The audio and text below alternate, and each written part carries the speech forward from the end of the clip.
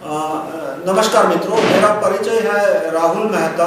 मैं right to recall group unregistered संस्था है, उसके द्वारा मैं पिछले 13 सालों से राइट टू रिकॉल के कानून का प्रचार कर रहा हूँ। मेरा वेबसाइट है rahulmehta.com। ये जो वीडियो क्लिप है वो मोहन भाई द्वितीय के ऊपर है, मोहन भाई 2, जिसे हम द अन्ना के नाम से भी जानते हैं, the Anna and the team. और उनके ये जन लोकपाल, जिसे मैं एमएनसी पाल कहता हूँ, उसके बारे में है। मैं मोहन भाई द्वितीय का विरोधी हूँ।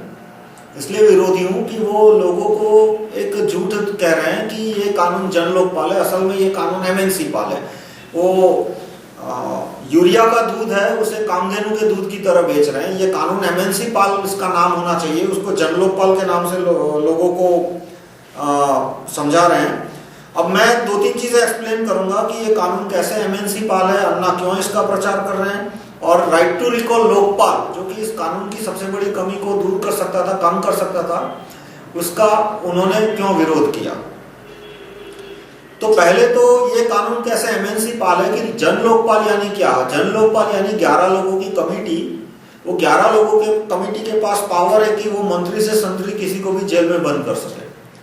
अब ये एक कुप्रचार हो रहा है, गलत इंफॉर्मेशन दी जा रही है कि लोकपाल को के पास सजा देने का पावर नहीं है, वो तो सिर्फ केस फाइल कर सकता है, वो तो सिर्फ इन्वेस्टिगेट कर सकता है। टेक्निकली बात ठीक है, लेकिन जैसे इन्वेस्टिगेशन शुरू होगा, प्रोसिक्यूशन शुरू होगा, वैसे उस आदमी को जेल हो जाएगी, उस अफसर को जेल हो जाएगी, और जब तक बेल नहीं मिलेगी तब तक वो जेल में रहेगा। और अक्सर ऐसा होता है कि 5-5 साल लोगों को बेल नहीं मिलती। जैसे गुजरात में एक वणजारा नाम के आईपीएस अफसर है, उन पे ये आरोप है कि उन्होंने सोहराबुद्दीन का फेक एनकाउंटर किया, और अब पिछले 5 साल से वो जेल में है। और वो केस खत्म होने आया तो दूसरा केस उन पे डाल दिया कि उन्होंने इशरत जहां का एनकाउंटर किया था, फेक एनकाउंटर किया था। तो अब वो उस केस के ऊपर फिर से 5 साल बिना बेल के जेल में रहेंगे। तो इस तरह से लोकपाल के पास, जन लोकपाल के पास पावर है कि वो अफसर को जेल में बंद कर सके। तो उससे एमएनसी को क्या फायदा हुआ? एमएनसी को फायदा ये हुआ कि जो बड़ी बड़ी कंपनियां, एमएनसी या तो बड़ी भारतीय कंपनियां, उनको आजकल हिंदुस्तान में हजारों लोगों को रिश्वत देनी पड़ रही है। कलेक्टर, पब्लिक प्रोसिक्यूटर, डिस्ट्रिक्ट जज, हाईकोर्ट जज, हर एक जिले में 20-25 बड़े लोग होते हैं, जैसे MLA, MP, district public prosecutor, district जज, राज्यसभा के एमपी। और इस तरह से पूरे इंडिया में 20-25 हजार अफसर हो जाते हैं, अफसर, मिनिस्टर, एमपी, एमएलए। और उनको मैनेज करने के लिए उन्हें बीच में लॉबिस्ट रखने पड़ते हैं, नीरा राडिया जैसे। तो वो उस पर 200% मार्जिन चढ़ा देते हैं कि कलेक्टर ने मांगा होगा 10 लाख, और लॉबिस्ट आके एमएनसी को बोलेगा कि कलेक्टर 30 लाख मांग रहा है। तो इसकी वजह से एमएनसी को कैसे नुकसान जा रहा है कि मान लो हर एक जिले में कोई दूसरा छोटा आदमी है, मिडिल लेवल का भारतीय बिजनेसमैन है, ईमानदार है ऐसा मैं नहीं कहता, वो भी घपलेबाजी करता होगा, पर पूरे इंडिया में इस तरह से हजारों छोटे बिजनेसमैन है, उनके सामने एमएनसी को जब टिकना होता है तो उन्हें 10-20 गुना ज्यादा पैसा देना पड़ता है। तो लोकपाल के आने से एमएनसी को क्या फायदा होगा कि अब उन्हें सिर्फ 11 लोगों को रिश्वत देनी है।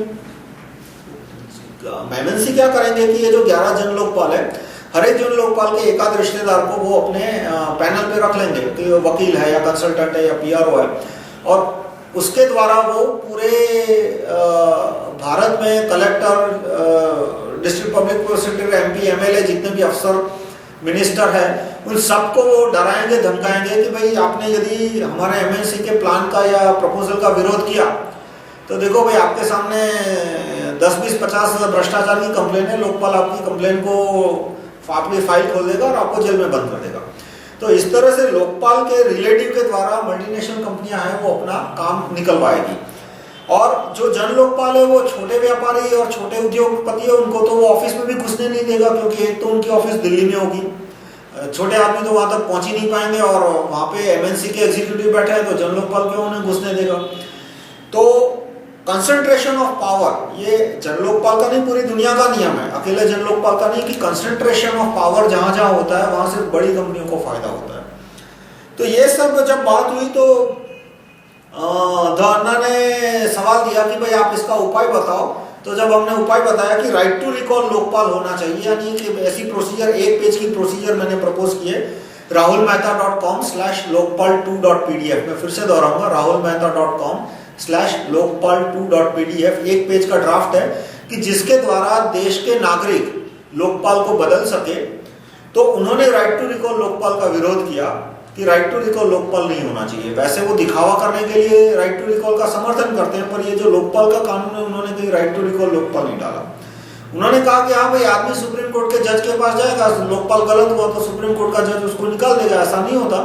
मान लो सुप्रीम कोर्ट के 25 जज और लोकपाल के अंदर मिले हुए हैं। कैसे मिले हुए हैं कि लोकपाल का भतीजा सुप्रीम कोर्ट में प्रैक्टिस करता है, सुप्रीम कोर्ट का भांजा लोकपाल की कचहरी में प्रैक्टिस करता है। ऐसा होता ही है, आमतौर पर देखा गया है।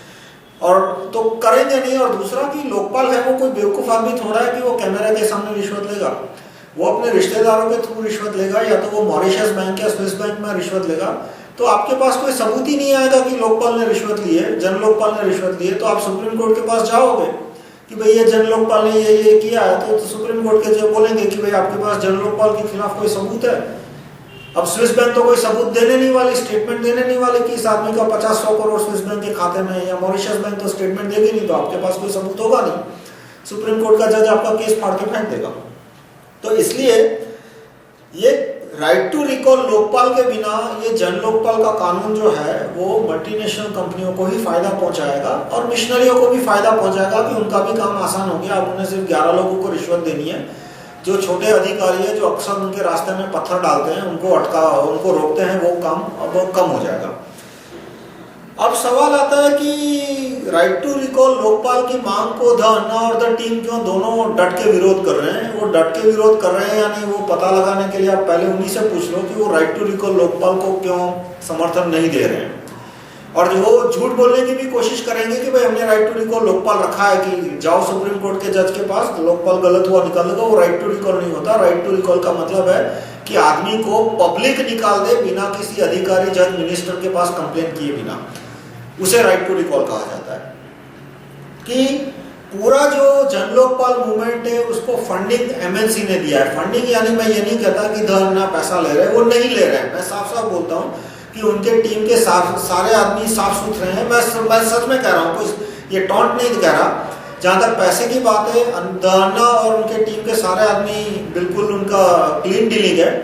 पर जो करोड़ों रुपया उनको मीडिया कवरेज मिल रहा है, उनको जो मीडिया कवरेज मिल रहा है उसकी कीमत है दिन के 50 करोड़ से लेके 200 करोड़। 4 अप्रैल से लेके 8 अप्रैल में उनको जो टीवी चैनल का कवरेज मिला था कि हर एक टीवी चैनल दिन में 48 घंटे द अन्ना की फोटो दिखाती थी टीवी पे, कि आप किसी भी चैनल पे चले जाओ अन्ना के सिवा कुछ दिखेगा ही नहीं। तो वो यूनिवर्सल कैंपेनिंग जो हुआ था उसका खर्च आता है दिन का कम से कम 200 करोड़ रुपया। अब वो 200 करोड़ किसने दिया था? वो मल्टीनेशनल कंपनियों ने दिया था। वो क्यों दिया था? ताकि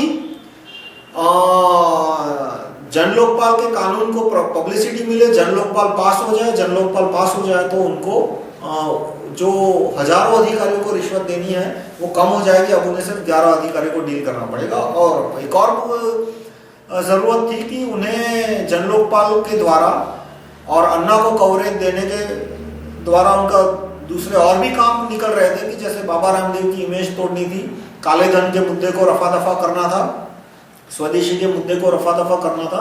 तो वो सारे भी उनके मकसद थे और इसलिए वो उन्होंने दिन के 100-200 करोड़ खर्च करने शुरू किए और अभी भी वो खर्चे चालू है। जैसे अगस्त 14 और अगस्त 28 के बीच भी आपने ये फिनोमिना नोटिस किया होगा कि दिन में 48 घंटे टीवी पे एक ही फोटो आती थी, एक ही वीडियो चलती थी द अन्ना की। हर एक अखबार में फ्रंट पेज पे हमेशा आधा पेज द अन्ना को दिया जाता था। ये मुफ्त में नहीं मिलता, इसके लिए किसी न किसी को तो पैसा देना ही पड़ता है। द अन्ना के पास पैसा नहीं है और मैं नहीं क्या बोलता कि वो पैसा लेते हैं और देते हैं। वो न किसी से पैसा लेते हैं न किसी को देते हैं।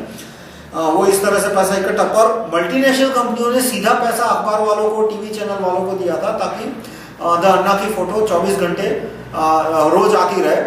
ये बात हिंदुस्तान में पहले भी हो चुकी है। आजादी से पहले अंग्रेज अखबार वालों को पैसा देते थे मोहन भाई की फोटो छपवाने के लिए। और अंत में प्रश्न आता है कि the Anna right to recall Lokpal का विरोध क्यों कर रहे हैं? वो विरोध इसलिए कर रहे हैं कि उन्हें देखा कि भाई यदि मैं राइट टू रिकॉल लोकपाल को समर्थन दूंगा तो मल्टीनेशनल कंपनियां पब्लिसिटी देना बंद कर देगी। आखिर मल्टीनेशनल कंपनियां ये तो कहेगी ना कि भाई हम आपको man of the year award दिलाने वाले हैं, हम आपको नोबेल प्राइज दिलाने वाले हैं।